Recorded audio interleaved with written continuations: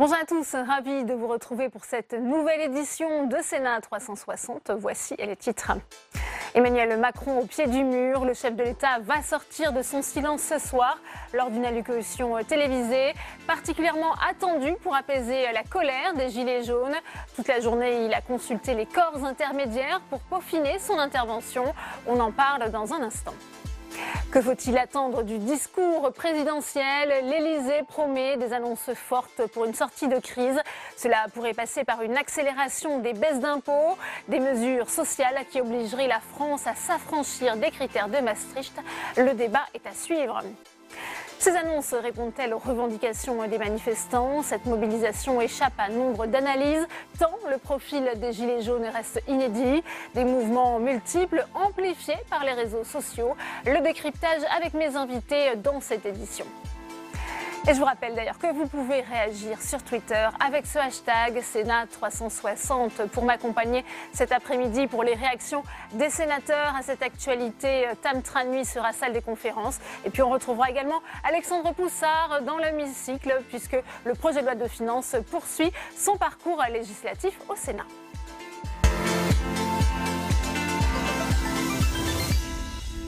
Une grande conférence sociale organisée en urgence. Emmanuel Macron, entouré d'Édouard Philippe, a reçu toute la journée les présidents des deux assemblées, mais aussi les représentants des corps intermédiaires, partenaires sociaux ou encore élus locaux, tous autour d'une même table à l'Élysée pour trouver une issue à cette crise des Gilets jaunes, alors qu'un nouvel appel à manifester a été lancé pour samedi prochain. Samia Dechir avec Héloïse Grégoire. Autour de la table, les représentants des syndicats, des associations d'élus, les présidents des deux assemblées. Pendant 4h30, Emmanuel Macron les a écoutés, ces corps intermédiaires qu'on lui reproche d'avoir négligés depuis son élection. Chacun leur tour, ils ont présenté leurs propositions de sortie de crise. Notre démocratie, elle a besoin d'une démocratie représentative et de prise en compte des corps intermédiaires. Elle a aussi besoin de démocratie participative, c'est ce qui devra s'organiser dans les territoires. Désir d'une démocratie participative dans laquelle les maires veulent jouer un rôle en organisant une grande consultation citoyenne. Et nous avons proposé dans l'organisation du débat des choses très pratiques. Qu'au mois de janvier, tous les maires, soit dans leur mairie, soit dans leur école, puissent écouter les Français de leur territoire. Et qu'ensuite on organise les assises de ces débats autour du triptyque logement, transport et énergie. Mais en attendant, syndicats et élus attendent d'abord des mesures fortes sur le pouvoir d'achat. Des mesures d'ordre social concernant à la fois les bas salaires et pas simplement le SMIC, concernant les retraités, des mesures sur le logement, des mesures permettant de tenter d'enrayer la fracture territoriale. Ces sujets-là ont été évoqués par tous les intervenants. Il faut simplement désormais que nous ayons un président de la République qui le dise aux Français. Le président de la République ne leur a rien dévoilé de son discours attendu ce soir, mais il leur a assuré qu'il annoncerait des mesures très concrètes lors de son allocution télévisée. Et premier invité de notre multiplex, c'est le président du groupe RDSE ici au Sénat, Jean-Claude Requier. Il est avec vous, Tam Tranui. Oui, Jean-Claude Requier, la semaine dernière dans l'hémicycle, vous appeliez à redonner voix aux corps intermédiaires. Est-ce que vous êtes satisfait par ce long tour de table qui s'est tenu ce matin à l'Élysée? Écoutez, je crois que c'était nécessaire que le président consulte ces corps intermédiaires, associations, syndicats, élus divers, qui sont quand même l'ADN de la France et qui avaient été un peu oubliés. Donc je sais que ce matin, il les a consultés. Nous verrons maintenant, il les a sûrement entendus. Et après, Vous a-t-il écouté? Nous verrons ce qu'il dira ce soir. Et oui, est-ce que ce n'est pas aussi un peu tard, car vous l'avez bien dit, pendant plusieurs mois, il ne les a guère écoutés? C'est une méthode de gouvernement, mais c'est vrai, mais il vaut mieux tard que jamais. Donc je crois que la crise est là et il a bien fait de le recevoir ce matin à l'Élysée. Jean-Claude Requier, un grand débat national décentralisé doit se tenir pendant 3 mois sous l'égide de la Commission nationale du débat public, dont vous avez d'ailleurs été membre. Quelle forme doit prendre ce grand débat national pour vous, pour que la transition écologique aussi puisse être plus concrète et plus réussie? C'est un débat qui doit être au plus près du terrain, avec des mots simples, des choses que les gens comprennent et sans intrusion technocratique. Parce que la technocratie de Paris, elle a sûrement eu, elle a des mérites, mais elle a beaucoup de défauts. Et je crois qu'elle est en grande partie responsable de la situation dans laquelle nous sommes. Donc il faut aller sur le terrain, écouter les gens des territoires, les élus du territoire en particulier, qui sont au contact de la population et qui peuvent faire remonter donc en association avec elles les doléances donc, et les demandes de ces populations. Ça doit être le rôle de ces élus ruraux. On sait d'ailleurs qu'il y a des maires qui ont ouvert leur mairie le week-end dernier, qui ont ouvert des cahiers de doléances pour les citoyens. Alors c'est vrai qu'ils ont ouvert leur mairie, mais j'ai été 30 ans maire. J'ai été 30 ans, je ouvrais la mairie tous les samedis matins pour recevoir donc, les administrés. Donc les maires ruraux sont des maires au contact, parce que les communes sont plus petites que les maires urbains, et ils sont tout à fait au courant de ce qui se passe dans leur commune. C'est une bonne initiative d'avoir fait remonter ces doléances. Vous l'avez dit, vous avez imputé ça à la technostructure, notamment parisienne. Est-ce que pour vous, les gouvernants aujourd'hui sont déconnectés des citoyens? Oui. Est-ce que ça date d'Emmanuel Macron? Est-ce que ça date d'avant? Ça date depuis longtemps. On a une caste, mais disons, on a un milieu qui est technocratique qui est là. Et les mesures qui ont été prises récemment, par exemple, le 80 à l'heure, c'est un oukase technocratique qui a été pris sans aucune concertation. On ne demandait rien. Et ces gens de nos territoires ruraux ont le sentiment d'être donc abandonnés, oubliés. On leur impose donc des mesures actuellement. La voiture, par exemple, j'ai dit tout à l'heure, l'autre jour en séance, que dans les territoires ruraux, on a plus besoin de voitures que de trottinettes électriques. Justement, pour conclure, comment est-ce que le président de la République peut renverser pour vous la vapeur ce soir? Comment doit-il s'exprimer? On sait que c'est un exercice à haut risque. Tout à fait à haut risque. Il faut qu'il ait des mots simples, compréhensible, de l'empathie pour les Français. Il faut que ce soit un Français qui parle au Français. Et puis annoncer des mesures, bien sûr, en faveur du pouvoir d'achat. Eh bien, merci beaucoup Jean-Claude Requier d'avoir répondu à mes questions. Merci madame. Merci à vous Tam pour cette première réaction en direct. Alors cette consultation doit nourrir l'intervention télévisée du chef de l'État. Ce sera ce soir à 20h. Son entourage promet des annonces fortes, même si toute augmentation du SMIC semble désormais écartée. Julie Hulin. Apaiser la colère, sortir de la crise. Ce soir, Emmanuel Macron va sans aucun doute vivre l'allocution la plus importante depuis son élection. Après des semaines de mobilisation dans toute la France, quelle action entend-il lancer? Comment répondre aux revendications des Gilets jaunes sur les bas salaires? La ministre du Travail a évoqué dès hier l'annonce de mesures concrètes et immédiates, mais pas de hausse de revenu minimum. Le coup de pouce SMIC, on sait que ça détruit des emplois. Donc c'est pas la bonne méthode. Y aura-t-il un nouveau cap politique et économique? Ce matin, pour la porte-parole des députés En Marche, il faut entendre la colère légitime des Gilets jaunes, mais garder le cap. Je pense qu'il faut accélérer notre projet. Ça n'a jamais été ni un projet ultralibéral, ni un projet pour taxer plus les Français. Il faut qu'on aille plus vite, plus loin. Bercy est souvent très créatif, vous savez, pour inventer de nouvelles taxes ou expliquer qu'on ne peut pas faire suffisamment vite. Mais il va falloir que l'administration travaille suffisamment vite, parce que c'est le politique qui décide dans ce pays. Emmanuel Macron envisagerait ainsi d'accélérer la suspension de la taxe d'habitation ainsi que la défiscalisation des heures supplémentaires, auquel pourrait s'ajouter une prime de pouvoir d'achat. Sur la table également, un nouveau contrat social et le lancement d'une grande concertation dans toute la France. Objectif, renouer le dialogue et redonner confiance en une démocratie chancelante. Voilà, et on va continuer les réactions avec vous, Tam Tranui, avec le sénateur LR de Paris, Philippe Dominati. Oui, Philippe Dominati, qu'est-ce que vous attendez de l'allocution ce soir à 20h d'Emmanuel Macron? C'est un exercice compliqué pour le chef de l'État. Oui, un exercice compliqué parce qu'en même temps, il doit apaiser nos concitoyens, donner le sentiment qu'il les a compris, en tout cas sur la forme, et en même temps ne pas ouvrir les vannes financièrement, parce que les mesures qu'il a déjà prises font que la France a dépassé les 100 milliards de déficit pour l'année. Alors, qu'est-ce que vous pensez déjà de ce premier pas qui a été fait aussi aujourd'hui, et puis déjà la semaine dernière par Matignon, autour des corps intermédiaires, avec cette volonté tout de même de les écouter à nouveau? C'est plus de la communication pour vous, ou bien est-ce que c'est une... Écoutez, on verra à l'usage. Pour l'instant, il n'y a pas eu... Ça fait effectivement 12 à 15 mois qu'on a essayé de passer au-dessus des corps intermédiaires. Sur ce plan-là, le président a réussi mieux que quiconque, puisque les Français se sont adressés directement à lui. Alors peut-être que maintenant, il va retrouver, je dirais, un dialogue plus naturel et plus apaisé, parce que plus constructif. Les corps intermédiaires, que ce soit les syndicats, le Parlement ou les maires et les élus locaux, permettent généralement de synthétiser les demandes et les urgences de nos concitoyens. Donc en réalité, c'est ce qu'il faut faire maintenant. Un mot du spécialiste de la sécurité que vous êtes et des forces de sécurité intérieures. Que pensez-vous de l'état des forces de sécurité face à la mobilisation des Gilets jaunes? Certains expriment déjà un grand malaise en ce moment. Oui, alors en tout cas, ce week-end, la reprise en main du ministre de l'Intérieur sur l'organisation du dispositif après les déficiences du préfet de police de la semaine précédente ont fait que, je dirais, ça a été mieux maîtrisé. Pour autant, effectivement, il y a beaucoup à faire parce qu'il y a eu une très forte mobilisation. Cette fois-ci, on s'est occupé de protéger, et ça a été très bien fait, les institutions. Par contre, les dégâts sont encore considérables. Malheureusement, à Paris, vous savez, on s'occupe beaucoup de l'État et très peu des Parisiens. Oui, effectivement, d'ailleurs c'est ce qu'a dit la maire de Paris, Anne Hidalgo, et puis également ses équipes. Ils ont dit que les dégâts matériels avaient été encore plus importants que la semaine précédente. Oui, mais Madame Hidalgo a défendu pendant des années ce système. Moi, je fais partie de ceux qui, depuis longtemps, disent qu'il faut que Paris soit une ville comme les autres, puisse être gérée pour les citoyens comme Marseille, comme Bordeaux, comme Lyon, et d'autant plus que la police d'État est particulièrement déficiente, et d'autant plus ces derniers mois.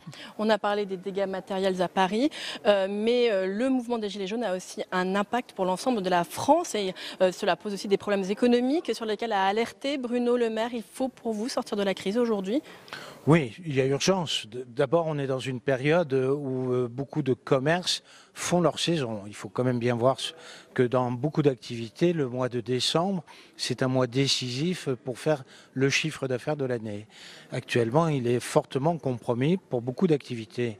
D'ailleurs, on peut déplorer que dans les activités touristiques, tout le monde n'ait pas compris la nécessité d'aider le monde du tourisme et effectivement que ce n'est pas le moment de mettre des taxes nouvelles. Malheureusement, c'est un peu ce qu'on a fait au Sénat ces derniers temps. Eh bien, merci beaucoup. Mais je m'y suis opposé, mais en vain. Merci beaucoup Philippe Dominati d'avoir répondu à mes questions. Merci à vous, Tam. Alors, comment Emmanuel Macron peut-il sortir de cette crise? Quelle réponse peut-il apporter ce soir à cette colère? Les annonces attendues pourront-elles se faire dans un contexte budgétaire fixé par l'Europe? On va bien sûr en parler avec mes invités qui m'ont rejoint sur ce plateau. J'ai le plaisir d'accueillir Sophie Primas. Bonsoir, merci d'être avec nous. Vous êtes présidente de la Commission des affaires économiques ici au Sénat, sénatrice LR des Yvelines. Sur ce plateau également, Sophie Joissaint. Bonsoir, vous êtes sénatrice centriste des Bouches-du-Rhône, vice-présidente de la Commission des lois. Et Martin Lévrier est également avec nous. Bonsoir. Vous êtes sénateur La République en marche des Yvelines, membre de la Commission des affaires sociales. On a vu, Martin Lévrier, première question pour vous, cette consultation, cette conférence sociale un peu organisée en urgence aujourd'hui. Il était temps que le président n'enjambe plus les corps intermédiaires, les représentants d'élus locaux qui ont été reçus aujourd'hui à l'Élysée. C'est un vaste débat. Est-ce que c'est le débat d'aujourd'hui pour sortir de la crise? Je n'en sais rien. Je n'ai jamais été convaincu que notre président enjambait, comme vous le dites, les corps intermédiaires ou les différents corps. Je pense qu'il y a eu beaucoup de difficultés de compréhension. Je ne reviendrai pas sur des anciens débats type la réforme de la fiscalité des territoires où on a proposé depuis le début des grandes concertations pour travailler et on n'y arrive pas. Alors, la faute à qui? Ils se sont sentis exclus souvent des décisions. On reproche beaucoup cette verticalité dans la prise de décision à Emmanuel Macron. Je l'entends, je ne suis pas sûr que ce soit le mode de fonctionnement. En revanche, la perception est réelle et il faut la casser, c'est tout à fait vrai. Sophie Joissaint, pour prendre la mesure de la crise, il faut aussi comprendre les revendications des Gilets jaunes. Ce n'est pas un exercice facile puisqu'ils n'ont pas de représentants et ils représentent aussi un mouvement inédit.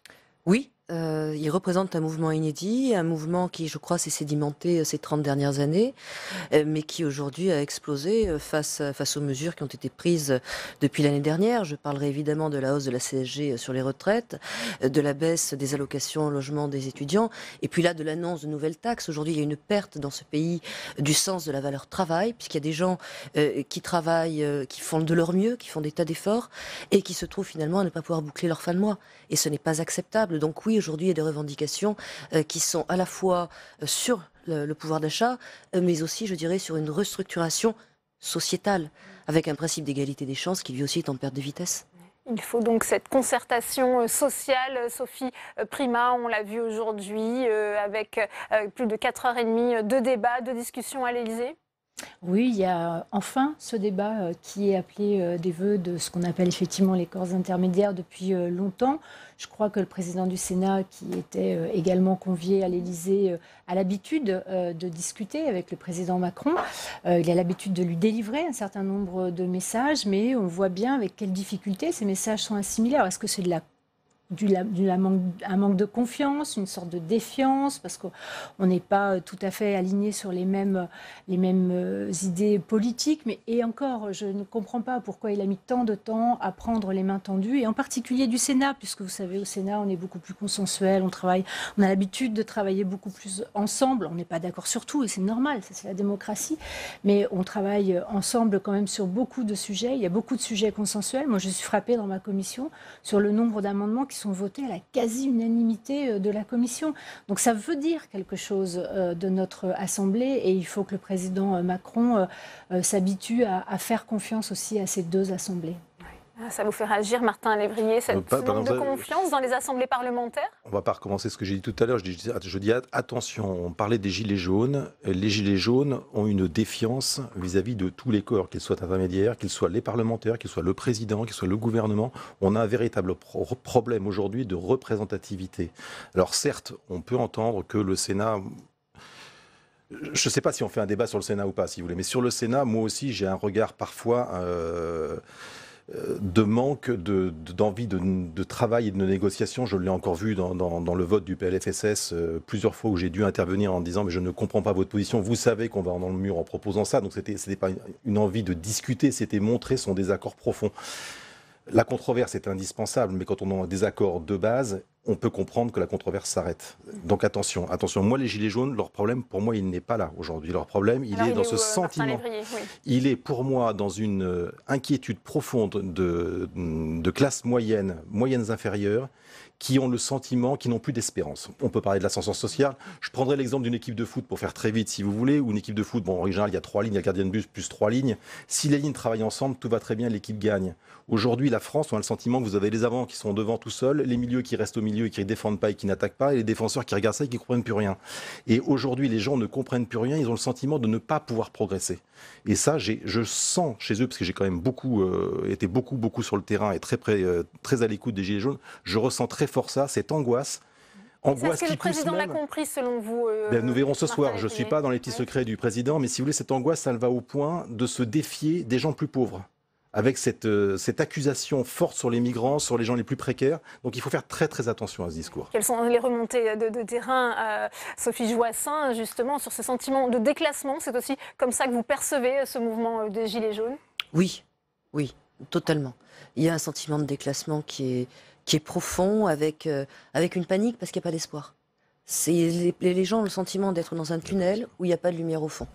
Vous voyez, il y a 30 ans de ça, si on voulait être avocat et quand même de la milieu modeste, eh bien, on avait la perspective un jour de changer, effectivement, d'améliorer une condition sociale. Aujourd'hui, cette perspective n'existe plus. Et ça, je pense que ça pousse les gens au désespoir, bien entendu. Pour rebondir tout de même sur ce qu'on disait du Sénat à l'instant, le Sénat est aussi un contre-pouvoir. C'est une assemblée de concertation qui est effectivement très liée, comme le soulignait Sophie Primas, mais c'est en même temps un contre-pouvoir. Or, les commissions mixtes paritaires avec l'Assemblée nationale sont aujourd'hui en perte de vitesse totale. C'est-à-dire qu'on a 47% depuis l'élection du président Macron de CMP qui n'aboutissent pas, en plus d'auparavant. Donc oui, aujourd'hui, il y a un problème de concertation. Il y a une chambre qui est considérée, je dirais, comme le bras armé de l'exécutif, qui est l'Assemblée nationale, eu égard à la majorité présidentielle. Et puis il y en a une autre dont on essaye de se passer le plus possible. Et ça se ressent, bien évidemment. Sophie Primas, peut-être sur ce point. Oui, peut-être sur ce point, ou plus, si vous me le permettez, sur ce que disait Martin il y a quelques instants. Moi, je pense que ce qui me frappe en fait dans ces manifestations, alors je ne parle pas des casseurs, parce que ça c'est tout à fait insupportable, et je pense que les casseurs, les extrêmes sont en train de submerger un mouvement qui à l'origine était un mouvement d'une colère saine d'une partie de notre population. Ce qui me frappe dans cette colère et dans les personnes qui sont sur les ronds-points, qui crient leur colère, c'est que c'est la France qui travaille. En réalité, c'est pas une défense sectorielle de tel ou tel avantage ou de telle ou telle lutte. Non, c'est un espèce de cri ensemble de ceux qui travaillent aujourd'hui et qui, comme le disait Sophie Joassin, ont du mal à se projeter, ont du mal à projeter l'avenir de leurs enfants. Donc ça, c'est extrêmement frappant. Et moi, ce qui me frappe également, c'est le besoin de transparence, c'est-à-dire des attitudes où on dit on va vous faire payer une taxe carbone pour gérer la transition économique, écologique et économique aussi probablement. Et en même temps, on voit que ça ne se concrétise pas dans le budget. Ça, les gens ne comprennent pas. Alors, bien sûr, on peut trouver Martin des Lévrier, mécanismes. il y a eu des erreurs de communication, des erreurs politiques. Il y a toujours Commence un début de mea culpa, hein, Emmanuel Macron. Il y a toujours des erreurs de communication. Il ne faut jamais oublier que dans la communication, il y a l'émetteur et le récepteur. Et aujourd'hui, il y a inadéquation entre les discours qu'on a pu avoir et la perception qu'en ont les gens. Ce que disait Sophie Priant est très intéressant. Elle parle de la taxe carbone. La taxe carbone, je vais dire des choses qui sont d'une évidence terrible, mais que personne n'entend. La taxe carbone, pour l'année 2019, pour quelqu'un qui fait 15 000 km par an, c'est 60 € par an. L'économie sur la taxe d'habitation, c'est 400 € l'année prochaine, le 200 en moyenne. Comparons. Or, les gens ne l'entendent pas. Oui, donc, il ne s'agit pas de justement, comparer. Pourquoi Parce que je pense... Alors, je me pose une question. Je vous dis parce que émetteur-récepteur, il n'y a pas adéquation aussi. Et je me pose une question. Je pense que la soupape a explosé, peut-être parce qu'on a donné le sentiment qu'on faisait des choses, qu'on voulait avancer sur le pouvoir d'achat. C'est un mot qu'on a souvent employé, peut-être à tort, parce que c'est un mot très subjectif, très irrationnel, le pouvoir d'achat. Il dépend de chacun. Et on en a beaucoup parlé dans notre campagne, on en a beaucoup parlé dans nos annonces. Et in fine, on l'a amélioré en baissant les charges avec la taxe d'habitation sur un ensemble de choses, mais ça n'était pas audible, peut-être parce que les gens, et je le comprends, attendaient plus et donc ne comprennent pas. Et donc, il y a une vraie inadéquation. Sophie Primaire. Oui, puis il y a le problème de la quotidienneté. Votre plein, vous le faites 3-4 fois dans le mois. Et la problématique, c'est que ça retombe toujours sur les mêmes. C'est-à-dire que les moyennes que vient d'énoncer Martin Lévrier, c'est vrai dans la moyenne, c'est vrai à Bercy, quand on regarde ça de là-haut. Ou alors, c'est peut-être toi qui l'as fait tout seul, mais c'est qu'une moyenne. C'est-à-dire que les personnes qui sont, alors on va prendre un peu les extrêmes pour illustrer, pardon de prendre les extrêmes pour illustrer, mais ceux qui font 50-60 km par jour, aller et retour pour aller travailler, ils font beaucoup plus que 15 000 km et donc ils vont dépenser beaucoup plus ils auraient dépensé beaucoup plus sur la taxe carbone.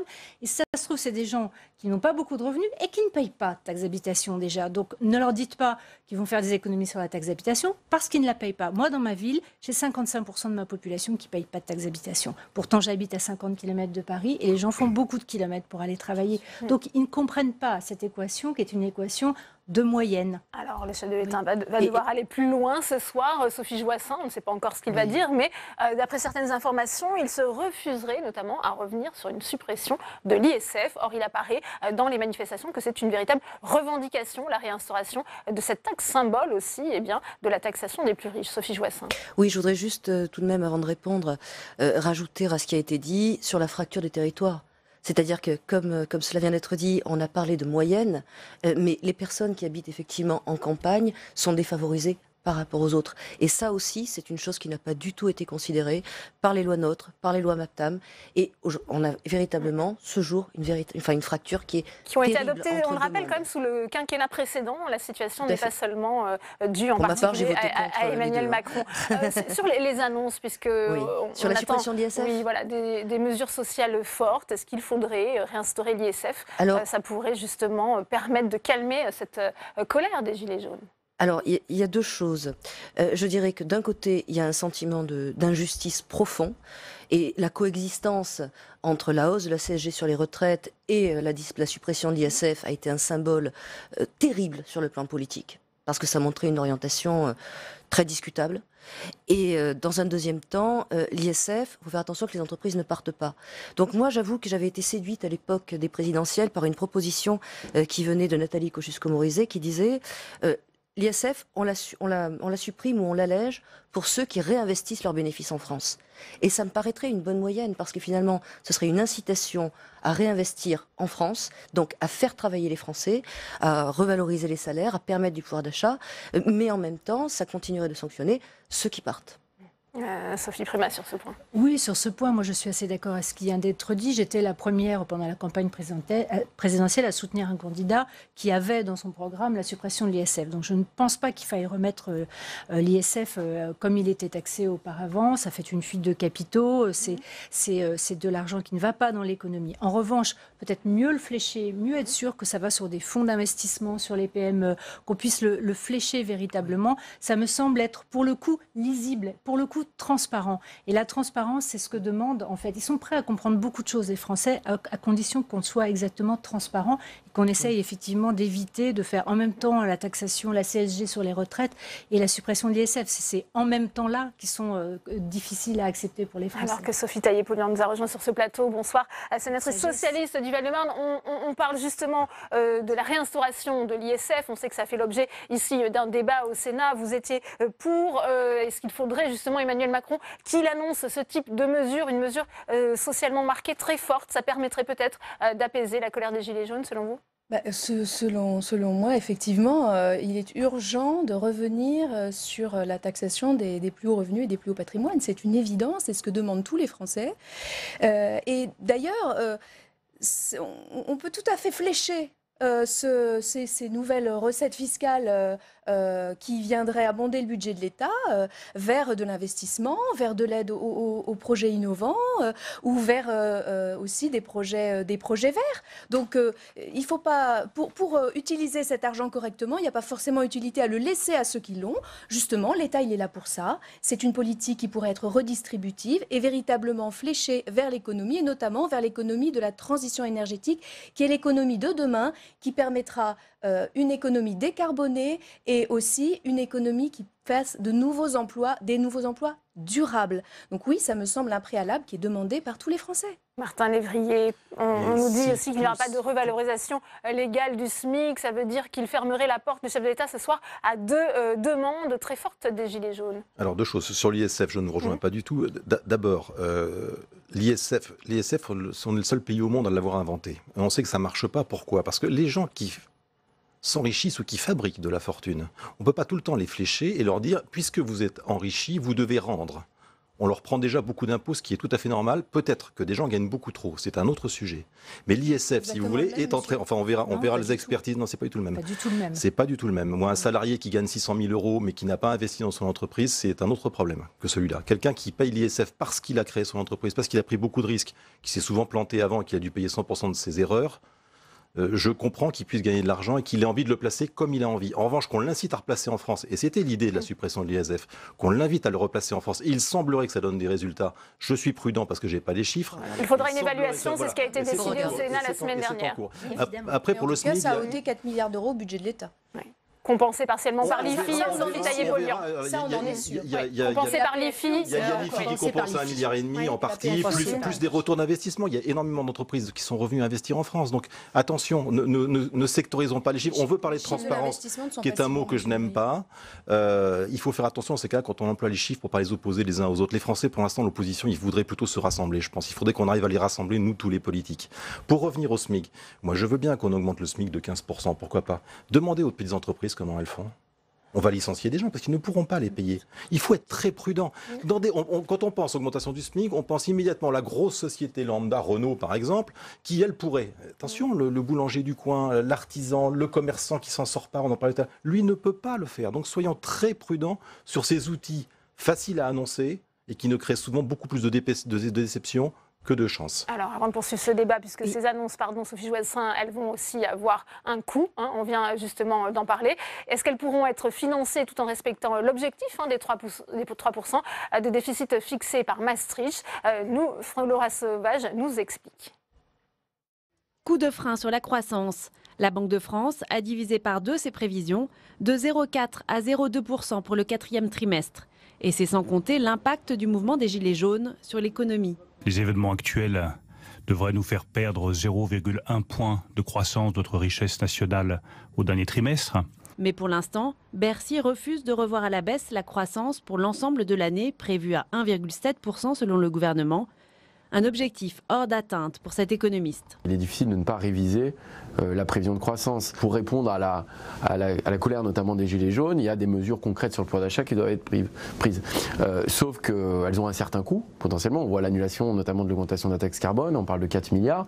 Mais s'il y a de nouvelles mesures qui sont mises sur la table pour soutenir le pouvoir d'achat, et si elles ne sont pas financées en face, bah forcément le déficit sera plus élevé que prévu. Alors potentiellement ce n'est pas extrêmement grave en soi, ce qui est plus inquiétant c'est que les rapports avec la Commission européenne risquent de se complexifier. Au Sénat, on met en garde contre le creusement du déficit au-delà de 3%. Nous sommes depuis plus de 40 ans de façon continue dans le déficit budgétaire. Et donc il y arrive un moment où, encore une fois, on ne peut pas distribuer plus de richesses que le pays n'en crée. Face au ralentissement de la croissance, le risque de faire déraper la trajectoire du déficit public est réel et la marge de manœuvre de l'État pour répondre à la colère des Gilets jaunes est mince.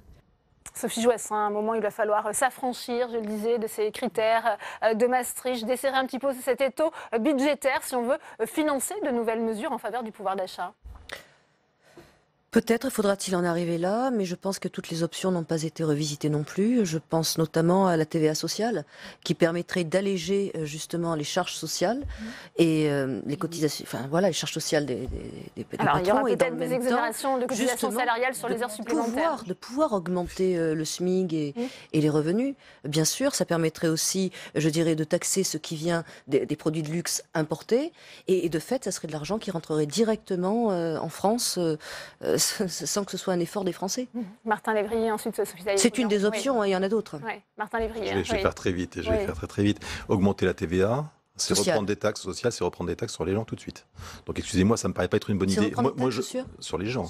C'est reprendre de l'argent pour le redistribuer autrement. Oui, mais sur un jour, luxe vous savez, attendez, ce serait tout à fait vous savez faisable. comme moi que la vraie solution, la seule aujourd'hui, c'est un jour d'essayer de faire mieux avec moins.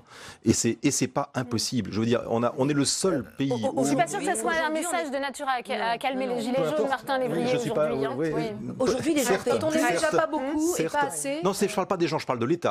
Je parle de l'État, que les choses soient bien claires. Il produit des services publics qui sont des amortisseurs à la crise. Et moi, ce que j'observe aujourd'hui, c'est que le mouvement des Gilets jaunes, ce sont les enfants de l'austérité. Et de cette austérité qui est imposée en Europe depuis de trop nombreuses années et où on nous oblige par des critères qui ont quand même été remis en cause par de nombreux économistes, tant ce fameux 3% que les 60% de dette, et qui produisent des crises sociales majeures et après des crises démocratiques majeures. Donc je pense que oui, il est grand temps, en France, comme d'ailleurs dans beaucoup d'autres pays européens, de revenir sur ces dogmes qui étouffent la croissance et qui, par ailleurs, ont des conséquences récessives. Donc je pense effectivement qu'il est temps de remettre tout ça à plat. Sophie Primas. Moi, je trouve que ce langage-là, il y en a marre. Quoi. Pardon de vous dire ça, madame, mais, excusez-moi, mais on doit de l'argent. Notre pays doit de l'argent. On a une année de PIB d'argent, enfin de dette. Il faut se mettre ça dans la tête. C'est pas de l'argent comme ça en l'air. C'est de l'argent que l'on doit à d'autres pays. Et donc, je pense qu'il faut être un tout petit peu responsable. Le PIB, moi, je augmente la part de la dette. Moi, je pense que la faute originelle, elle est dans la non-réforme de l'État. Et quand on dit non-réforme de l'État, moi, j'appelle à un nouvel acte de décentralisation. Parce que ce que dit madame, qui est il ne faut pas qu'on dégrade les services publics. Mais c'est quoi les services publics? C'est le fait d'avoir une crèche, c'est le fait d'avoir des services de commerce, c'est d'avoir un commerce et des services publics de proximité. Et ça, si ce n'est pas géré en termes de proximité par les collectivités territoriales, qui soient regroupées raisonnablement, mais qui aient les capacités de décider, eh bien, on fait une erreur stratégique. Il faut aussi qu'elles en aient les moyens, Sophie Primas. Il faut qu'elles en aient les moyens. Moi, je suis très inquiète, je vous le dis, par la taxe d'habitation, qui sera une variable d'ajustement un jour ou un autre des compensations faites aux collectivités territoriales. Et c'est là que se dégradera vraiment le service public. Le service public, il est là, il est dans les campagnes, il est dans les villes, il est dans la capacité à nous organiser. Oui, mais c'est ce qu'on dit, on ne peut pas avoir un pouvoir jacobin et totalement vertical qui fasse fi de toutes les lois de décentralisation. Ce n'est pas possible. Aujourd'hui, il y a 50% des maires qui veulent démissionner. C'est pas normal, c'est tout à fait inédit. Donc oui, redonnons du pouvoir aux collectivités territoriales qui, elles, sont sur le terrain et peuvent affiner leur jugement, mais donnons-leur aussi les moyens d'action, bien évidemment. Martin Lévrier, Sophie Taillé-Polian. Ce ne sont pas les collectivités qui sont responsables de la dette de l'État. Attention, et ça c'est bien à dire aussi et à souligner. En quelques mots, Sophie Primas, rappelez-vous que le candidat que vous avez soutenu supprimait la DGF en 5 ans. Supprimait c'est la dotation totalité. globale de fonctionnement. Donc l'aide aux collectivités, en particulier aux petites mairies, aux mairies, était supprimée en totalité par votre candidat. Pourquoi? Parce qu'on sait tous qu'il faut faire des économies. Nous, on a fait un autre choix qui était justement d'aider les collectivités, qui est mal compris, je veux bien l'entendre. Non, mais non, quand je parlais, écoutez, la DGF, c'est quand même un effort énorme. De la stabiliser Oui, de la stabiliser. Elle est stabilisée, c'est la péréquation, et vous le savez très bien. Mais moi, je reviens aux économies. Je vais vous donner un exemple qui va là aussi faire crier peut-être les gens, mais peu m'importe. Allez-y, Martin. L'éducation nationale. Nos profs sont très mal payés. Sont 2,5 fois moins payés qu'en Allemagne.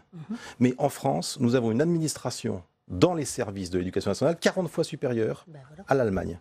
Il n'y a pas des économies à faire? Moi, je ne dis pas que j'ai la solution, mais je dis qu'on est en capacité. Je dis qu'on est en capacité de proposer. Ah, mais quand je vous propose, mais pourquoi ne pas y travailler? Moi, c'est des pistes que je propose. Mais aujourd'hui, je dis arrêtons d'inventer des taxes. C'est facile. Ben non, mais vous les réclamez. TVA sociale, ceci, cela. Excusez-moi. C'est une taxe. Donc moi, je dis non. Arrêtons les taxes. Trouvons des solutions intelligentes ensemble pour être plus économes. Pardon, Martin. Sophie Taillé-Polian. Il faudrait quand même qu'on arrête les taxes parce qu'elles sont souvent peu progressives. Et peu lisibles. Voilà. Mais augmentons les impôts qui sont redistributifs pour les tranches les plus aisées de la population et notamment, j'en reviens à l'ISF. Pour ma part, je suis absolument d'accord avec Madame Primas sur ce qui concerne la décentralisation. Je pense qu'il faut donner davantage de pouvoir aux plus proches des citoyens et que cette crise, elle montre aussi l'essoufflement de nos institutions. Donc ça, c'est vrai. Cela dit, quand on voit les hôpitaux, qui sont les établissements de proximité ou qui devraient l'être, par excellence, dont les gens ont besoin et pas trop loin de chez eux, on voit un retrait de l'État progressif et des territoires qui souffrent de plus en plus de désert médical, tant du point de vue de la médecine libérale, aussi des hôpitaux qui ferment. Je pense particulièrement à la maternité de Blanc dans l'Indre, parce qu'évidemment, elle est extrêmement, emblématique. Merci.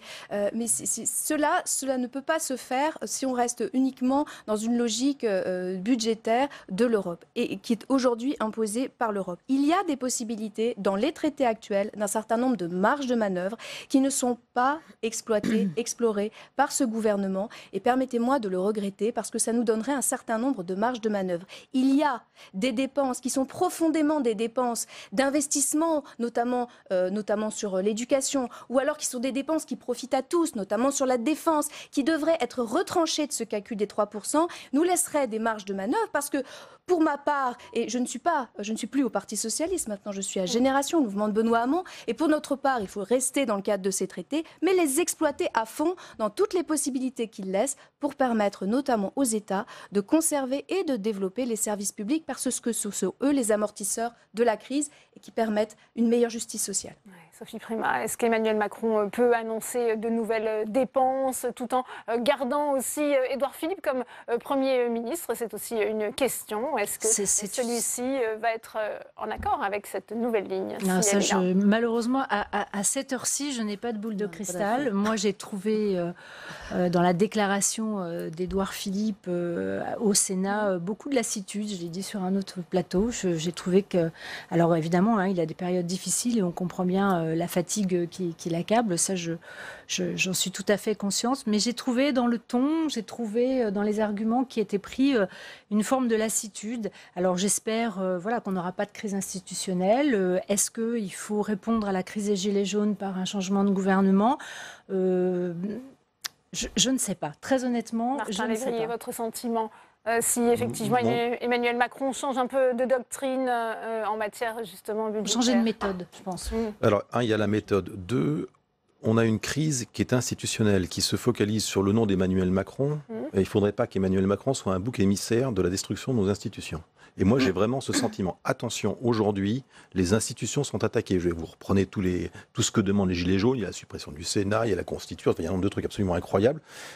Attention, derrière, il y a quand même une volonté de certains partis et de certaines personnes de vouloir mettre à bas la Ve République. Et Emmanuel Macron devient le bouc émissaire de la chose. Un bouc émissaire, ça n'a jamais apporté de résultat. Donc un changement d'équipe, un changement de Premier ministre... S'il y a des gens plus compétents qui se sentent plus aptes à mieux communiquer, moi, pourquoi pas? Je suis désolé, nous on représente le Parlement, je suis un élu parlementaire, je travaille avec le gouvernement qu'on me propose. Je ne choisis pas le gouvernement, je travaille avec lui, je le contrôle, je le contredis parfois, ça m'arrive souvent même, et je l'accepte la plupart du temps. J'ai cette liberté et je veux garder mon rôle de parlementaire, ça n'est pas à moi de faire le gouvernement. Ouais. Et ça n'est pas à moi de me poser ces questions-là, je ne suis pas convaincu. Notamment, je pense aux 80 km/h ou encore à la baisse de 5 € des APL. On dit que c'est beaucoup Édouard Philippe qui. Il me reste que 4 points sur mon permis. Oui, écoutez, effectivement, c'est pas tant le gouvernement que la ligne politique qui est celle du gouvernement, quel qu'il soit. Et je pense que les Français ne se contenteraient pas d'un changement de visage. Maintenant, je voudrais quand même rebondir sur ce qui a été dit par mon collègue Lévrier au sujet de la République.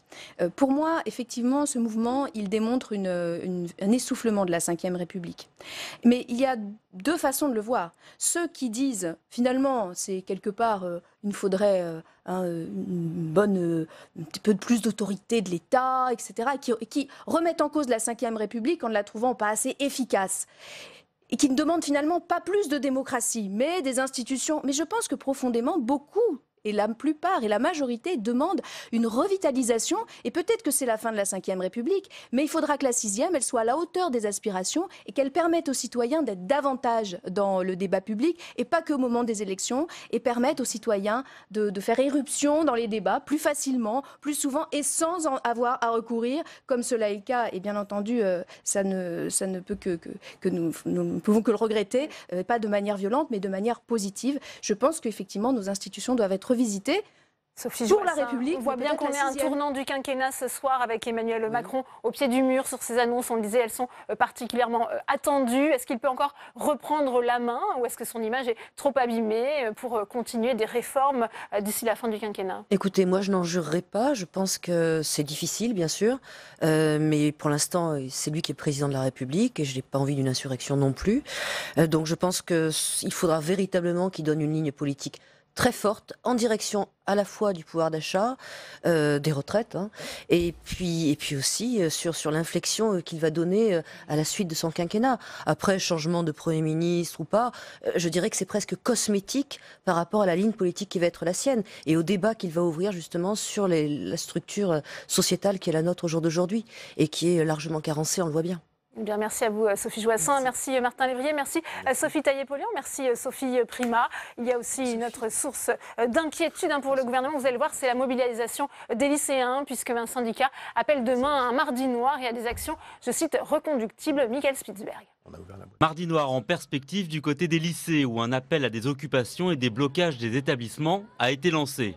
À l'ombre de la révolte des Gilets jaunes, le mouvement de protestation lycéen lancé la semaine dernière continue. Dans un climat de tension, symbolisé par les événements de Mantes-la-Jolie la semaine dernière, où 150 jeunes avaient été interpellés à genoux, les mains entravées, en marge d'une manifestation émaillée de dégradations. Pour les lycéens, les revendications sont multiples. La remise en cause des réformes du bac et du lycée, la fin de la plateforme Parcoursup et l'annulation du service national universel. Des lignes rouges pour le président de l'Union nationale lycéenne, qui assure que le mouvement tiendra aussi longtemps que nécessaire. Non, il ne s'arrêtera pas avant qu'on soit entendu et je précise aussi que ça continuera après les vacances de Noël. Les lycéens, aujourd'hui, on n'est pas en train de bloquer seulement parce que ça nous fait plaisir. À côté, on subit une répression policière qui nous inquiète. On continuera jusqu'à obtenir nos revendications parce que c'est une nécessité aujourd'hui. Une détermination qui ne semble pas perturber le ministre de l'Éducation, toujours persuadé du bien fondé de ses choix, notamment sur la réforme du bac et du lycée. C'est une réforme qui a été présentée en février dernier, donc elle ne vient pas d'arriver, elle a été connue, elle s'est faite dans un certain consensus, elle a été bien reçue par la plupart des milieux concernés. Nous l'avions élaborée avec les lycéens, en les consultant. Il y a une consultation qui a impliqué plus de 40 000 lycéens, donc on ne va pas défaire quelque chose qu'on avait commencé à faire en consultant. On ne peut vraiment pas reprocher que cette réforme a été faite sur un coin de bureau, c'est des mois de travail en consultant tout le monde. Un dialogue est en cours avec le secrétaire d'État à l'Éducation nationale, Gabriel Attal, sans succès pour l'heure, une crise supplémentaire pour le gouvernement. Et on va retrouver à présent Alexandre Poussard, puisque je vous le disais, l'examen du budget se poursuit cet après-midi au Sénat. Alexandre, les sénateurs ont d'ailleurs adopté vendredi un allègement de l'exit tax qui était prévu par Emmanuel Macron pour pour les plus fortunés qui partent à l'étranger. Et oui, souvenez-vous, en mai dernier, Emmanuel Macron voulait tout simplement supprimer cette exit tax. Il l'avait annoncé dans le magazine américain Forbes. Alors concrètement, cette exit tax, cela veut dire que les plus fortunés qui partent à l'étranger doivent attendre 15 ans s'ils veulent vendre leurs actions sans payer une taxe de 30% sur les plus-values qu'ils réalisent. Et face à la polémique créée par l'annonce de cette suppression, le gouvernement avait finalement reculé en proposant simplement un allègement. Alors cet allègement, cela veut dire que les exilés fiscaux devront attendre entre 2 et 5 ans et non plus 15 ans pour ne pas être taxés sur leurs plus-values réalisées à l'étranger. Et finalement, l'arrivée de cet allègement de l'exit tax en débat au Parlement en plein mouvement des Gilets jaunes, eh bien, il a indigné les sénateurs de gauche. Écoutez le socialiste Claude Raynal. Avec cet article 51, on aurait l'impression qu'il ne se passe rien en France. C'est comme ça, c'est l'époque et cet article a été présenté avant, bien entendu. Mais de fait, cet article qui propose de remplacer l'exit tax, qui est destiné, je le rappelle, à juguler l'optimisation fiscale et qui avait été voulu par le président Sarkozy, je le rappelle pour nos collègues, par un dispositif anti-abus, s'inscrit dans la droite ligne de l'action du gouvernement qui n'a de cesse de privilégier les plus riches au détriment de nos concitoyens les plus modestes. Je rappelle que les entrepreneurs concernés par cette taxe, qui sont touchés, doivent avoir plus de 800 000 € en actions en moyenne. Et les sénateurs de gauche ont donc proposé des amendements de suppression de cet allègement fiscal. Et c'est la secrétaire d'État Agnès Pannier-Runacher qui a essayé de défendre tant bien que mal cet allègement fiscal. Écoutez-la. Je voudrais rappeler que la politique d'attractivité qu'on mène, notamment pour faire venir des activités financières dont on sait tous qu'elles sont décriées, mais néanmoins qui créent de la richesse post-Brexit, c'est des enjeux de plusieurs milliards d'impôts en plus que nous pouvons collecter. Ce sont ça les enjeux. Alors, cette exit tax, elle n'est pas supprimée, elle est adaptée. C'est un dispositif qui existe dans un certain nombre de pays européens, relativement équivalent. Donc, pour toutes ces raisons, je ne soutiens pas vos amendements. La majorité de droite et du centre du Sénat a également donné un avis défavorable à cet allègement, à ces amendements de suppression. Et au final, la majorité de droite et du centre a adopté cet allègement au risque que cette mesure soit perçue par le mouvement des Gilets jaunes comme un nouveau cadeau fait aux plus riches. Merci à vous, Alexandre, pour toutes ces explications. Et on va d'ailleurs continuer les réactions des sénateurs avec vous, Tam Tranui. À votre micro, c'est le sénateur communiste de la Seine-Saint-Denis, Fabien Guy. Fabien Guy, le mouvement des Gilets jaunes a surpris par son caractère spontané, par son ampleur, construite grâce aux réseaux sociaux, notamment Facebook. Comment l'expliquer, selon vous? C'est vrai que c'est un mouvement qui a de multiples formes. Il est né sur les réseaux sociaux, il agrège beaucoup de colère. C'est ici en France assez inédit, mais ça rappelle aussi à des révolutions qui ont eu lieu de l'autre côté, par exemple, de la Méditerranée. Mais cette colère-là, elle n'est pas seule. Il y a aujourd'hui beaucoup de gens qui luttent. Il y a les infirmières et les infirmiers, les avocats et les avocates. Il y a aussi les quartiers populaires, il y a aussi les lycéens et les lycéennes. Et puis il y a toutes celles et ceux qui luttent depuis des années dans la rue pour le pouvoir d'achat, pour la paix, pour les questions d'égalité. Et donc toutes ces colères-là sont en train aujourd'hui de converger parce qu'il y a un ras-le-bol de l'ensemble de la politique qui est menée par Emmanuel Macron. Aujourd'hui, justement, le président de la République, Emmanuel Macron, a voulu se montrer à l'écoute. Il a reçu de nombreux responsables syndicaux, associations d'élus, etc. Mais par définition, tous ces représentants ne représentent pas vraiment les Gilets jaunes.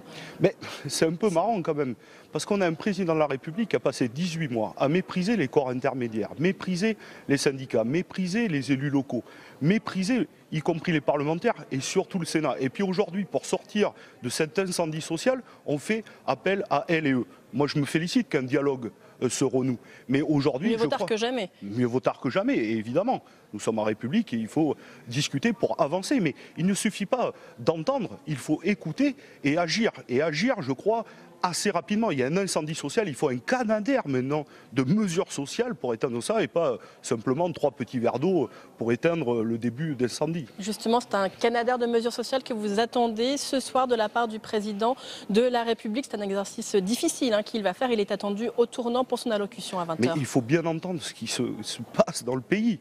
c'est quelque chose d'assez inédit. On ne peut pas en rester là et aujourd'hui continuer à voter ici un budget d'austérité qui ne répond pas aux attentes et à la colère populaire. Il faut des mesures concrètes annoncées par le président de la République. Il faut des mesures très concrètes. On parle de l'augmentation du SMIC, d'ouvrir des négociations dans toutes les branches professionnelles pour augmenter les salaires, du rétablissement de l'ISF. Ici, la semaine dernière, certains ont appelé à casser les casseurs. Moi, j'appelle à casser la misère sociale. C'est ça qu'il faut, casser la misère sociale. Et donc ça demande un changement de cap très fort de la part de l'exécutif. Un mot pour conclure sur le fait que la contestation gagne, vous le disiez tout à l'heure, notamment du côté des jeunes, les lycéens, avec cette opération Mardi Noir demain. Ben oui, ce que je disais, c'est qu'il y a beaucoup de luttes éparses. Franchement, ça fait 18 mois que les gens se sentent méprisés, qu'ils sont sous l'eau. Et donc, il y a eu cette goutte d'eau et maintenant, il faut répondre. Mais je l'ai dit la semaine dernière à votre antenne, il faut un nouveau contrat social, ce qui repose sur le social, l'environnement et la démocratie. C'est ça que les gens attendent. Eh bien, merci beaucoup Fabien Gay d'avoir répondu à mes questions.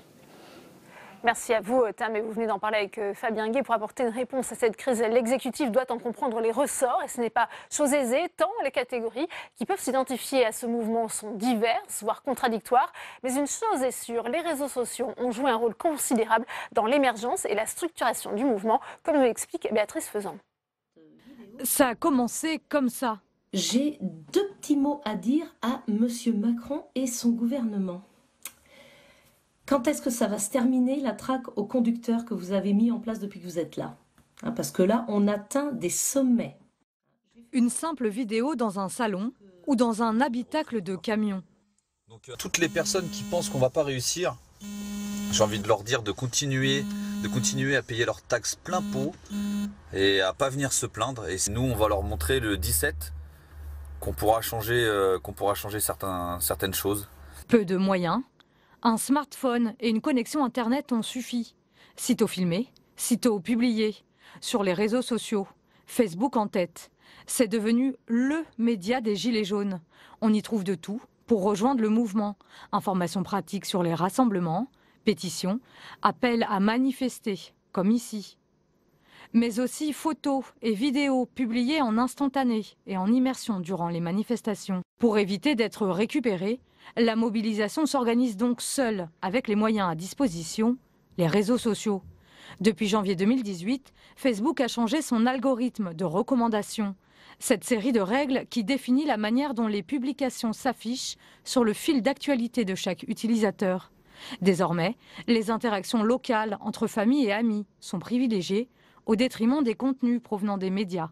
Résultat, les messages de colère et aussi les fake news provenant des publications entre proches sont nettement plus visibles et amplifient le mouvement. Les Gilets jaunes cherchaient un nouveau corps intermédiaire. Il semblerait qu'ils l'aient trouvé. Et on ouvre le débat avec mes invités sur ce plateau. J'ai le plaisir d'accueillir Daniel Tartakovsky. Bonjour, merci d'être avec nous. Vous êtes professeur à l'université Paris 8, spécialiste des mouvements sociaux.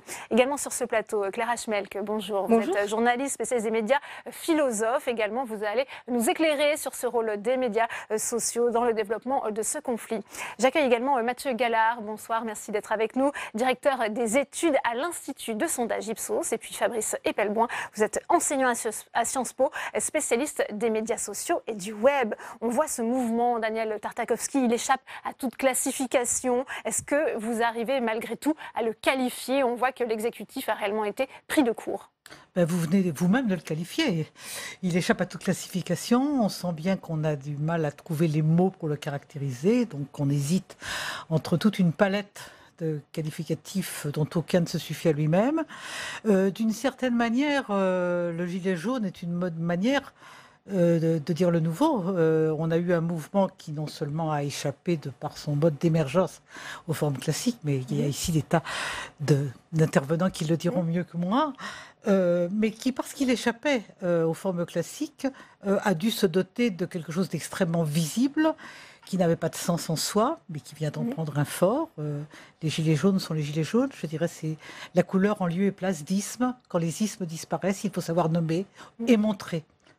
Mathieu Gallard, c'est ça que ça veut dire, ce gilet jaune? Ça veut dire regardez-nous, on existe, on est très présent, un mouvement aussi, on le disait, qui a un soutien assez fort dans l'opinion publique. Oui, c'est très clair. Enfin, dans tous les sondages qu'on peut faire sur le sujet, il y a une nette majorité des Français qui soutiennent ce mouvement. Alors évidemment avec des nuances selon exactement comment on va qualifier le mouvement, mais ce qu'on peut voir, c'est que clairement, comme ça a été dit, c'est un mouvement qui est quand même protéiforme, avec toute une palette de revendications très variées. Effectivement, ce que vous dites, ce besoin d'être pris en considération par la majorité, qui est vraiment une des difficultés majeures sur laquelle bute cette majorité, mais qui est une majorité beaucoup plus ancienne, la défiance vis-à-vis des responsables politiques et vis-à-vis de la politique de manière générale. C'est un phénomène désormais bien établi en France depuis de nombreux quinquennats. Et évidemment, des revendications qui sont avant tout, malgré tout, sociales, qui sont liées là aussi à toute une diversité d'enjeux qui vont du pouvoir d'achat, de la fiscalité, du sentiment de déclassement.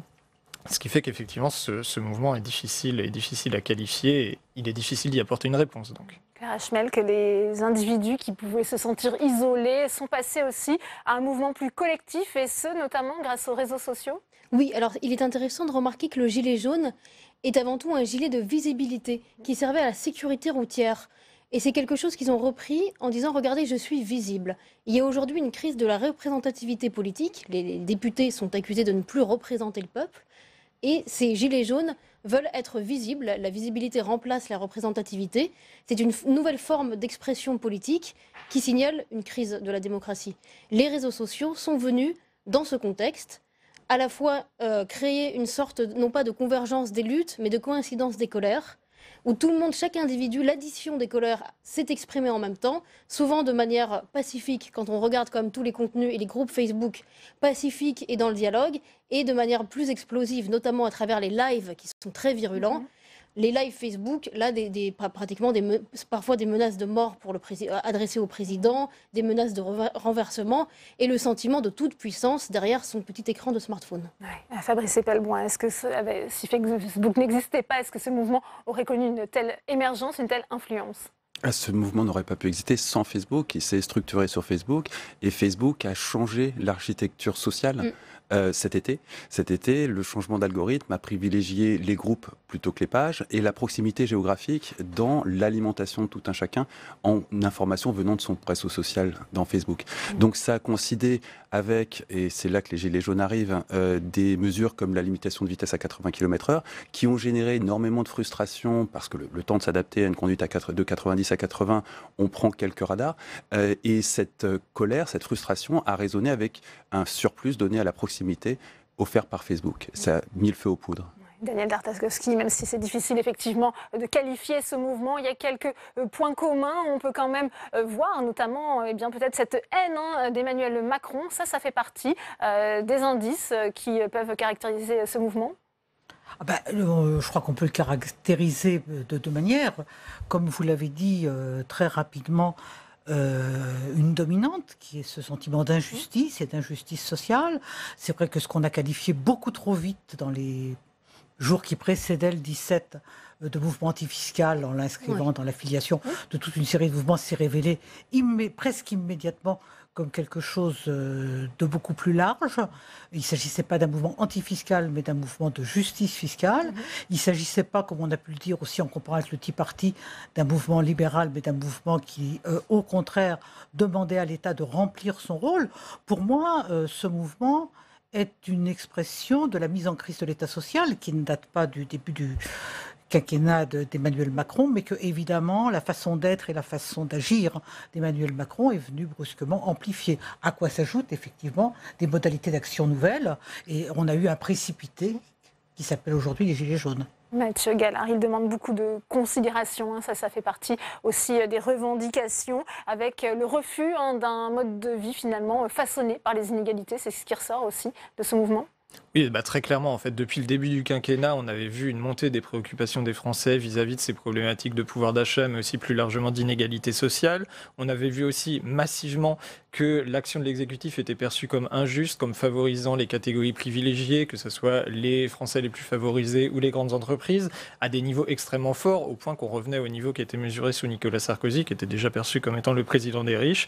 Et en plus, une action qui a été vue pendant un certain temps, pendant les premiers mois, la première année du quinquennat, quinquennat comme positive, en ce qu'elle redonnait confiance malgré tout dans l'avenir de la France. Ça s'est dégradé cet été avec toute une série d'événements qui ne sont pas uniquement liés, je pense, à l'affaire Benalla. Il y a aussi tout simplement le fait que les indicateurs économiques ne s'amélioraient pas, avec en plus, comme vous l'avez dit, le sentiment qu'Emmanuel Macron ne prenait pas vraiment en compte ces demandes de justice, de réduction des inégalités.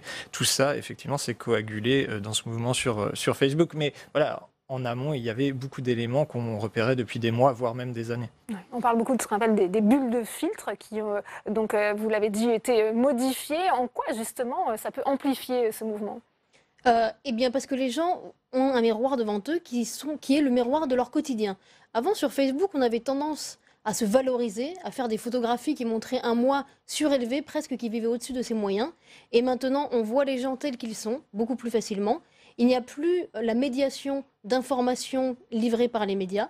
Donc on se retrouve entre nous. Ce phénomène est amplifié. Et également, les commentaires apparaissent de plus en plus visibles, de manière de plus en plus récurrente. Il y a une récurrence et une permanence, puisque finalement, les mêmes informations peuvent être repostées de manière infinie. Donc une même information, même quand elle est fausse, peut être devant nos yeux de manière infinie. Donc ça nous met dans une sorte de bulle qui est presque un mur. Il y a les murs Facebook et là on peut être entouré d'un mur de rumeurs, de colère, de frustration et dont on ne peut sortir. Fabrice, c'est une sorte d'immobilisme. Oui. Cette communauté est plus vulnérable. Alors peut-être sur les bulles de filtre, on parlera des fake news. C'est un phénomène qui est étudié depuis pas mal de temps, qui a d'abord été l'objet d'une étude sur Google, qui effectivement personnalise ses résultats et vous donne des résultats qui vous font plaisir, plutôt que des résultats qui sont universels et vrais. Et puis c'est également le cas sur Facebook, dans d'autres modalités.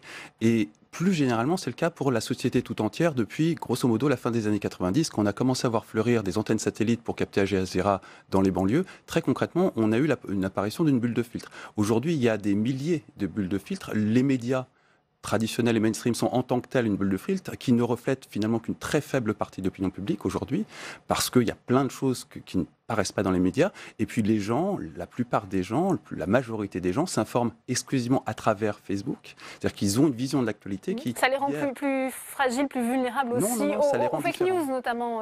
Non, pas particulièrement. Il y a des fake news également dans les médias traditionnels, mais ça les détache d'un univers qui leur permet d'appréhender le monde différemment de nous. De la même façon que les gens qui s'informent tous les soirs auprès d'Al Jazeera ont un centre du monde totalement différent du nôtre.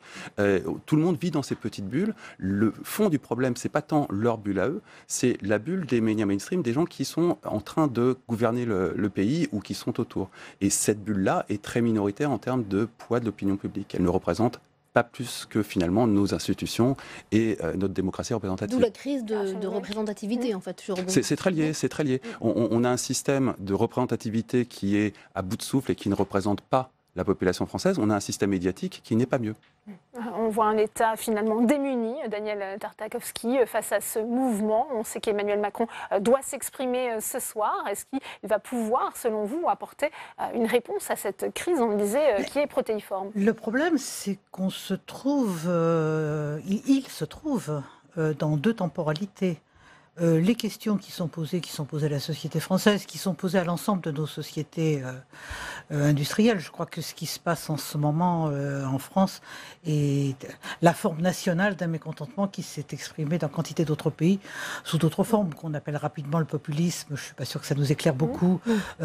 Mais on a des formes de réponse nationale qui traduisent une mise en crise des systèmes qui avaient prévalu pendant des décennies. Il est bien évident que mettre en place, comme le disait Jean-Yves Le Drian, un nouveau modèle social, je crois que c'est ça la question. Un nouveau contrat social. Trouver les modalités oui, je parlais, mais trouver les modalités substituer à l'État social tel qu'il s'est mis en place dans l'après-guerre dans l'ensemble des pays, lui substituer une autre modalité du compromis social. Lui, il dit contrat, moi je dis compromis. Et donc, un nouvel État social, ça ne se fait pas du jour au lendemain. La crise à laquelle nous sommes confrontés, la crise politique à laquelle nous sommes confrontés aujourd'hui, est une crise qui s'inscrit dans la courte durée. Nous ne savons pas ce qui se passera demain si la parole du président de la République n'est pas entendue ce soir. Alors, arriver à conjuguer cette exigence du moyen terme avec une urgence politique, le temps de la conjoncture, avec le temps de structure économique, politique et sociale, me paraît extrêmement difficile. Effectivement, ce problème de temporalité, Clara Chmel, les Gilets jaunes, ils veulent des réponses tout de suite. C'est Facebook, c'est une réponse immédiate, une adhésion. En gros, dans les groupes Facebook, c'est tu adhères ou tu dégages. Ça, j'ai déjà lu ce commentaire. Et pas tout le temps, mais souvent c'est ça. C'est très variable d'un groupe à l'autre. Les modalités de modération sont étonnamment variées d'un groupe à l'autre. Il y en a qui sont autoritaires. Ça dépend de le ou les administrateurs du groupe, de ce savoir-faire. Et là, on se heurte à une vraie réalité. C'est qu'on a exclu du champ médiatique et de l'expression publique une quantité faramineuse de gens depuis, encore une fois, la fin des années 90. Ceux-ci se sont réfugiés sur Internet depuis la fin des années 90. Ils ont vu arriver les pages perso, ils s'en sont saisis. Ils ont vu arriver le Web 2, puis les blogs, puis les réseaux sociaux.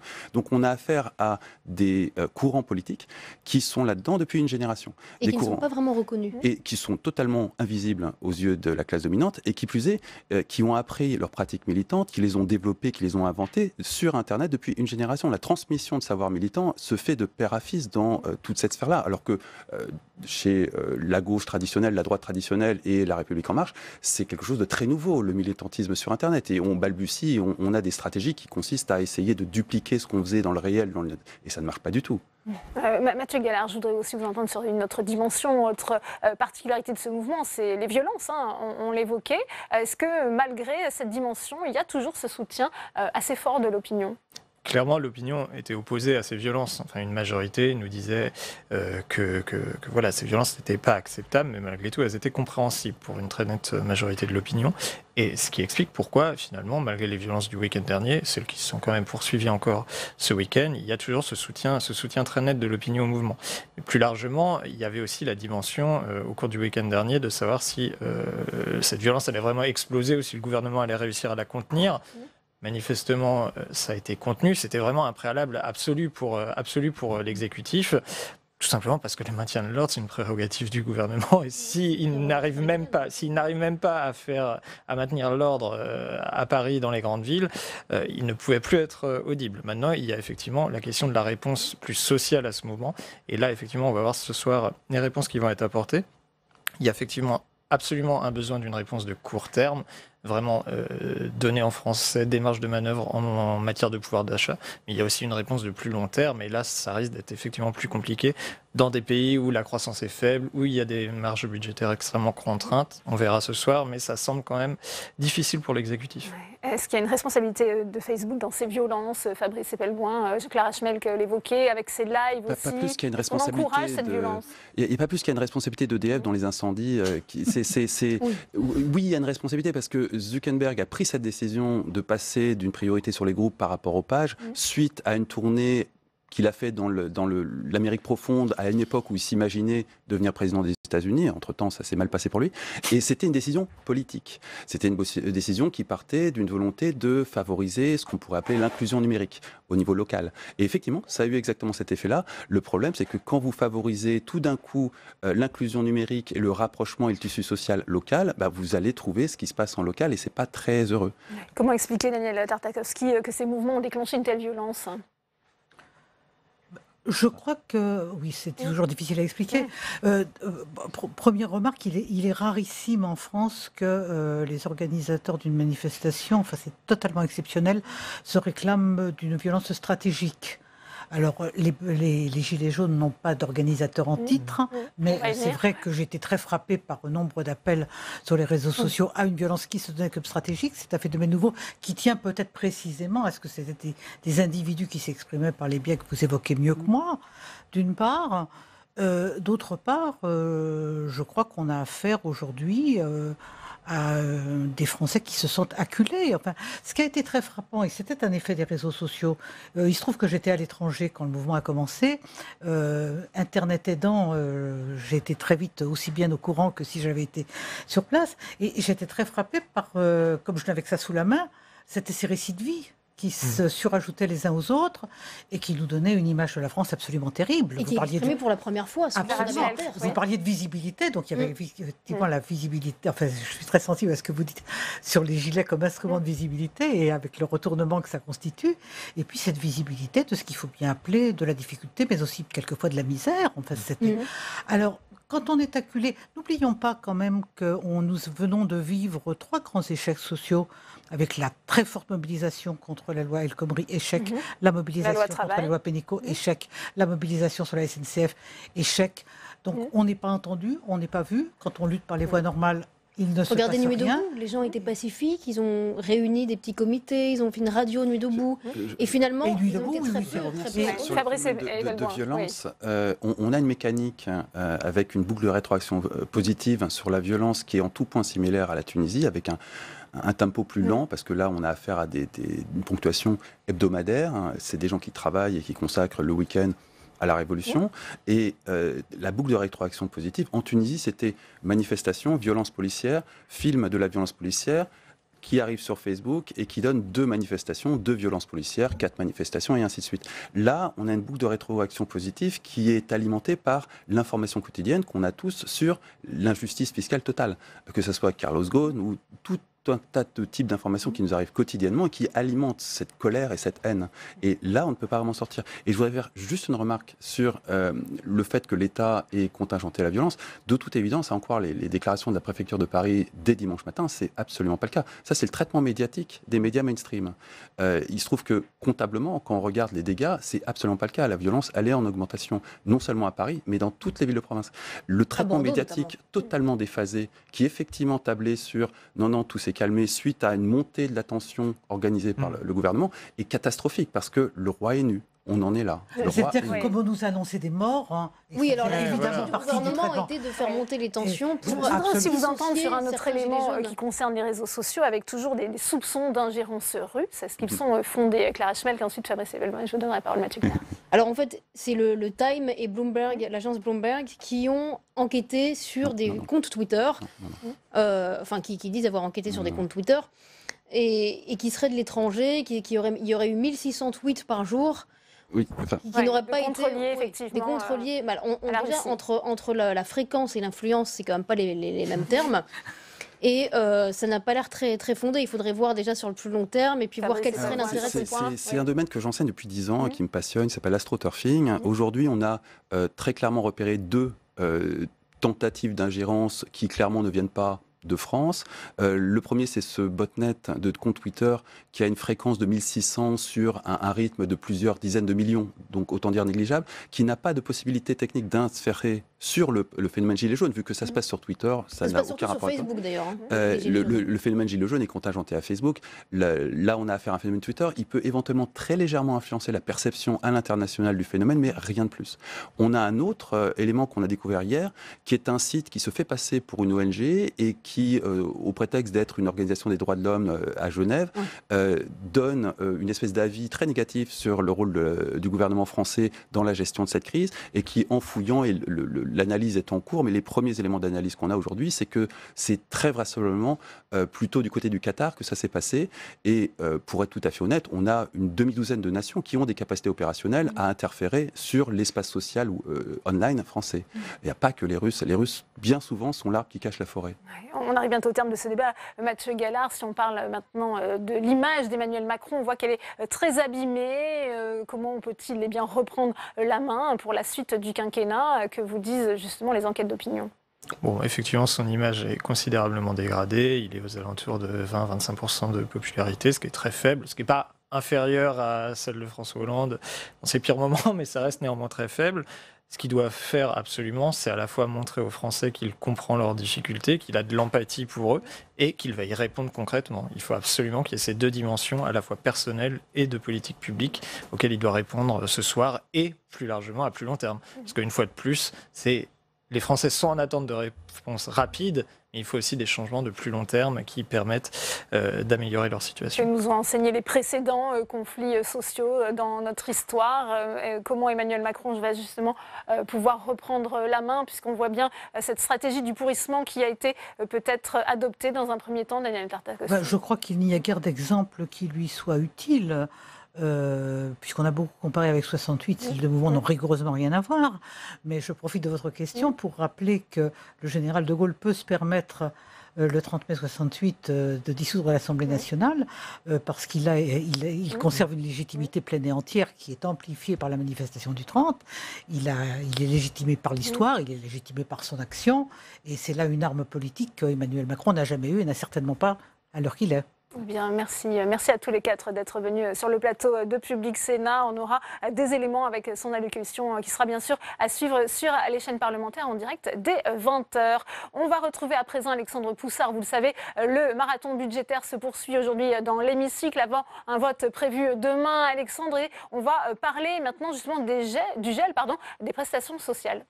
Et oui Delphine, en plein mouvement des Gilets jaunes, le Sénat vient de voter le gel des principales prestations sociales, un vote qui a eu lieu en moins de 10 minutes. Le débat a été très court et ce gel, il est prévu, il est souhaité par le gouvernement. Il concerne notamment 3 allocations essentielles, l'allocation logement, l'allocation adulte handicapé et la prime d'activité. Le texte prévoit une hausse de 0,3% alors que l'inflation pour l'année prochaine est prévue à 1,6%. La gauche du Sénat a forcément dénoncé une mesure qui va frapper le pouvoir d'achat des plus modestes. Écoutez le sénateur communiste Éric Bocquet. Nous ne sommes pas dupes.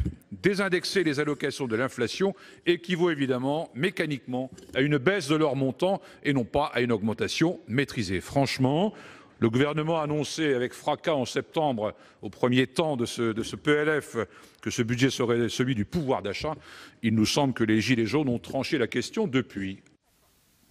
Et notez que le secrétaire d'État Olivier Dussopt n'a pas dit un mot pour justifier le refus de revaloriser ces prestations sociales. La droite du Sénat, quant à elle, a été un peu plus franche en expliquant que ce débat sur ce gel avait peu d'intérêt aujourd'hui à 17h, car 3 heures plus tard, le président de la République Emmanuel Macron va faire des annonces aux Gilets jaunes pour relancer le pouvoir d'achat. Et on imagine que ces prestations sociales vont au moins être réindexées sur l'inflation. Merci beaucoup Alexandre. Alors comme tous les lundis, c'est l'heure à présent de votre rendez-vous, sénateur à domicile. Aujourd'hui, nous allons dans l'Hérault avec le sénateur LR Jean-Pierre Grand, direction Lunel. C'est une commune, vous allez le voir, entourée de 2 métropoles, Nîmes et Montpellier. Cette commune doit donc redoubler d'efforts pour rester attractive. C'est un reportage de Jérôme Rabier. Lunel, ville de 25 000 habitants située à moins de 30 km de Montpellier et de Nîmes, n'est pas une ville dortoir et ne compte pas le devenir. Alors le maire Claude Arnaud, accompagné du sénateur Jean-Pierre Grand, est ravi quand les chantiers s'activent dans sa ville. Un maire, quand il n'y a pas de chantier dans sa commune, c'est un homme malheureux. C'est un homme malheureux. J'étais ravi, je compte tout le temps les grues qui sont sur Lunel. Ah ouais, moi aussi c'est pareil. La dernière grande réalisation, ce sont les arènes qui existent depuis 1861. Dans ce territoire où les courses camarguaises font partie de la tradition, le nouvel écrin permettra à la commune d'attirer davantage de spectateurs. Ici, c'est la course camarguaise. Quand le gars il a le taureau qui lui court aux fesses, eh ben, elle est longue, la piste, elle est large. Le temps doit lui paraître long. Mais pour organiser des événements toute l'année, l'enceinte peut aussi accueillir des concerts, spectacles de cirque ou encore congrès d'organisation professionnelle. Ces arénas sont conçues pour être multispectacles. Multi-activités, multispectacles. C'est un instrument culturel fort. Oui, bien sûr. Et également économique. Économique, innovant. Parce que chaque fois que nous les remplissons, ça fait vivre énormément les activités annexes telles que les restaurants, les bars, etc. Oui, il y a toute l'économie qui se greffe autour. Des équipements qui permettent à Lunel de rayonner sur le plan culturel et des investissements rendus possibles par la participation de tous les échelons administratifs. La ville, la communauté de communes, la région et même l'Europe, comme dans le quartier de la Gare où pour être mieux relié à Nîmes et Montpellier, un pôle multimodal va voir le jour. C'est là où convergent tous les modes de locomotion. À pied bien sûr, en vélo, pourquoi pas en roller ou en trottinette aujourd'hui, en passant par les bus. Et donc vous voyez un énorme chantier là, où on fait les parkings. Également il va se faire des parkings là-bas. Je rappelle que la gare de Lunel, c'est plus de 1 million de voyageurs par an. C'est énorme. En train pour aller à Montpellier, c'est quand même beaucoup plus rapide qu'en voiture et nettement moins coûteux. 12 minutes me montre à main. Voilà. Des services qui profitent à tout le territoire autour de la commune puisque plus de 50% des passagers de la gare viennent des villes voisines. D'abord, c'est la ville-centre du territoire, et ensuite, c'est la seule gare, et qui n'est pas qu'à usage des Lunélois, bien sûr. Et donc, toutes les communes autour convergent, d'où l'importance des parkings. Parce que toutes ces communes viennent souvent, soit en bus, soit beaucoup en véhicule automobile. Transport du quotidien, équipements culturels et sportifs, mais aussi un centre-ville où les commerces de proximité n'ont pas déserté. Un panel de services qui permet de ne pas laisser s'endormir ces communes périphériques des métropoles. Dans la crise que traverse aujourd'hui l'Europe, le monde et aussi un peu la France, je pense que les maires de France sont aux avant-postes de la réponse que la population attend. Une politique qui permet à Lunel de conserver son dynamisme démographique à l'ombre de ses voisines Nîmes et Montpellier, mais avec sa propre identité.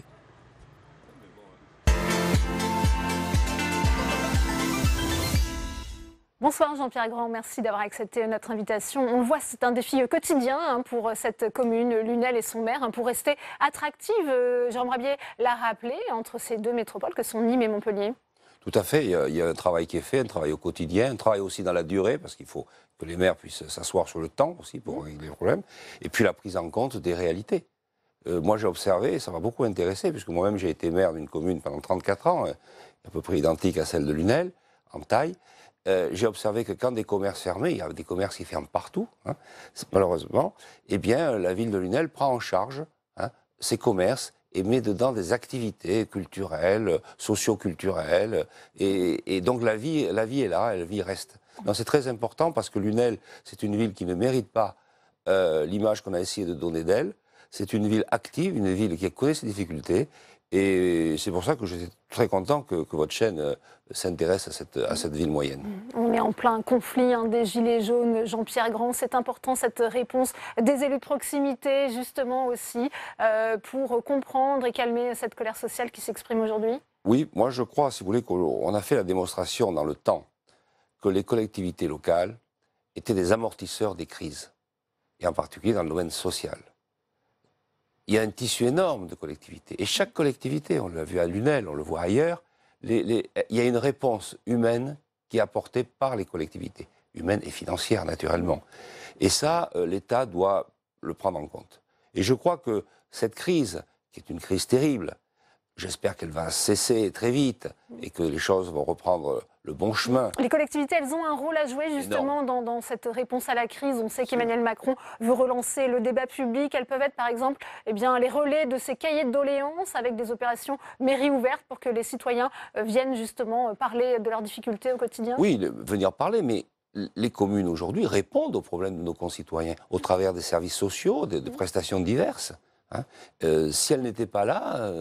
Il y a beaucoup de concitoyens qui ne mangeraient pas leur faim tous les jours, en plus de ceux qui malheureusement aujourd'hui sont dans la précarité. Autre aspect du reportage de Jérôme Rabier, c'est cette question de la mobilité, des transports. Elle est extrêmement importante, elle est au cœur des débats, on le voit encore aujourd'hui. Là, il est indispensable, dans le cadre de la future loi mobilité, qu'on continue de développer ces lignes, notamment ferroviaires. Le maire nous disait, pour relier Lunel à Montpellier en 12 minutes, par exemple. Oui, c'est tout à fait, c'est essentiel. Et d'ailleurs, on va voir, comme vous venez de le dire, le débat sur la mobilité. Moi-même, je vais m'engager dans la métropole de Montpellier dans ce débat, puisque c'est essentiel. On a d'importantes infrastructures à créer, comme le contournement ouest de Montpellier. Et je pense qu'au bénéfice de ce débat, on va pouvoir dégager les moyens, parce qu'il y a des moyens aujourd'hui. Sauf que ces moyens, il faut que la loi nous permette de les mobiliser. Oui, des moyens financiers, oui, bien sûr. Vous vous tournez aussi vers l'Europe parfois. Il y a l'Europe et puis il y a des réalités. À Montpellier, nous avons le Com-Ouest, ça coûte 200 millions. Personne ne va les mettre 200 millions. La ville de Montpellier, la métropole, on ne les a pas. En revanche, si on fait des rabattements sur l'autoroute, l'État peut décider qu'on rallonge la concession. Ça ne coûte pas un sou à l'État, pas un sou aux contribuables. Et on pourra financer le rabattement ouest, le contournement ouest de Montpellier. Bon, là, je suis allé très vite dans l'explication, mais c'est un dossier que je défendrai ici au Sénat en début d'année. On sait qu'Emmanuel Macron doit s'exprimer ce soir. C'est à qui tout double pour le gouvernement, avec un chef de l'État au pied du mur. Qu'attendez-vous de son intervention? Est-ce qu'elle est de nature à calmer cette colère qui s'exprime maintenant depuis un mois? Vous venez de dire à qui tout double, c'est effrayant. c'est effrayant. Ça veut dire qu'effectivement, du discours du président de la République de 10 minutes, 15 minutes, va dépendre le sort de la France. Moi, je pense qu'il va avoir la sagesse et la vision de répondre à un certain nombre de préoccupations et d'attentes de nos concitoyens, qu'ils aient un gilet jaune ou qu'ils n'en aient pas. Hein. Je pense que la précarité aujourd'hui, il faut la combattre. Il faut la combattre. Ça passe par quoi concrètement? Est-ce qu'il doit revaloriser le SMIC par exemple ou réinstaurer l'ISF? On sait que c'est une mesure emblématique. Le Sénat, la droite sénatoriale... L'ISF, ça ne donnera pas un centime de plus à nos citoyens. C'est un symbole aussi, ce qu'on entend dans les symboles, ça nourrit pas. Hein. Ce qu'il faut, c'est que nos concitoyens, à la fin du mois, aient plus d'argent pour vivre. Voilà. Ça, pour moi, c'est essentiel. Et là, il y a plein de moyens. Et les collectivités locales doivent prendre leur part au pouvoir d'achat, en baissant un certain nombre de prestations, le coût de prestations pour l'usager. Ça aussi, c'est quelque chose de très important. Moi, je vais me battre là-dessus, dans la métropole de Montpellier, à Montpellier, avec mes amis, pour pouvoir, si vous voulez, donner plus de pouvoir d'achat à nos concitoyens à partir de leur vie quotidienne. Alors, il y a l'État qui doit faire un geste fort, et j'espère qu'il sera fait ce soir.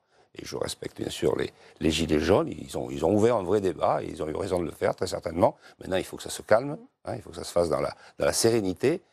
Et puis ensuite, il y a nous, les élus. Et nous, les élus, on doit agir là où nous sommes, c'est-à-dire sur le terrain, dans nos collectivités, et naturellement au Parlement. Eh bien, merci à vous, Jean-Pierre Grand, d'être venu sur le plateau de Public Sénat. C'est la fin de cette édition. Merci à vous de l'avoir suivi. Dans quelques instants, vous retrouvez On va plus loin, présenté par Rebecca Fitoussi. Bonne suite des programmes sur Public Sénat et à demain.